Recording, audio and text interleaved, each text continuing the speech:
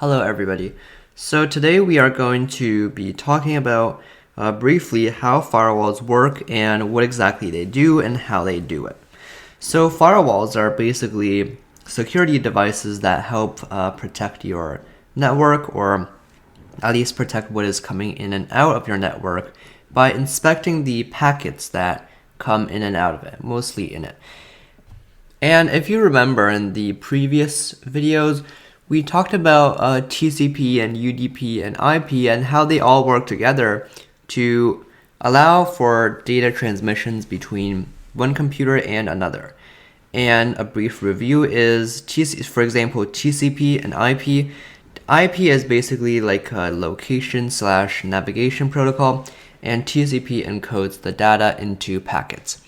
And all forms of data are encoded into packets, or like different parts of data, and each part of data has like a header that has information about the packet, like which IP address it came from and what its destination IP is, and also some form of numbering to help the recipient of the message determine what order the packets are supposed to be read in. Well, this firewall basically or all firewalls basically read incoming packets, whether it's from TCP or UDP, and examines the packets. And you can define the firewall's behavior.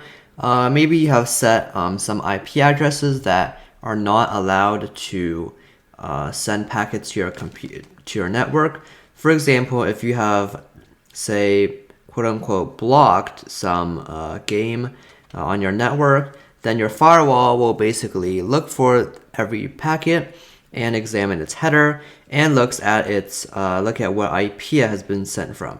And if that IP matches a list of blocked hosts, it basically doesn't allow the packet to get through. And there are two types of ways that the firewall can use, or firewalls can use, to examine packets. The first way is stateless inspection.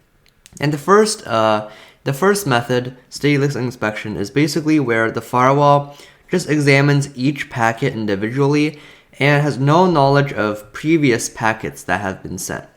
And they also don't have any knowledge of sessions and don't have any database of packets and sessions that have already been sent or that have came through. And a session basically consists of all of the packets that are exchanged between the host and your network during the exchange. Before, in previous videos, when we looked at TCP, we kind of looked at how these conversations, quote-unquote conversations, between these different networks are established with a series of acknowledgement, handshakes, three-way handshakes, etc. So a stateless inspection is basically unaware of all that. It doesn't keep track of these sessions, and we'll see later why keeping track of sessions might be beneficial. So anyway, stateless inspection will essentially examine the header for the source IP, among other things, and read packet by packet. And there's another type of inspection called stateful inspection.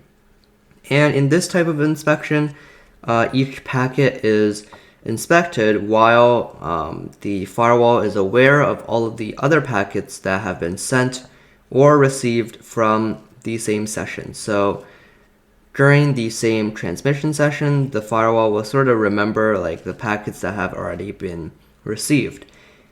The firewall also sort of keeps track of sessions and how long they have been going, and you can also set a timeout for sessions. So if you haven't heard from a session in a long time, you can shut them down or shut the connection down.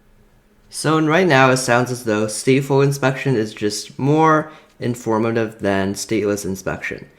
Well, there are certain benefits that stateless inspection has over stateful inspection. For one thing, they're faster than stateful inspections, and while being still useful, like controlling what packets are allowed. So this is a basic idea of what firewalls do exactly, and as we'll see in future videos, firewalls, you can set things that they can do in response to maybe certain packets arriving that maybe aren't supposed to arrive. So for example, to prevent an attack on your network, for example, you can set certain responses that your firewall will execute if it detects certain behavior. We'll talk about that in future videos. Goodbye!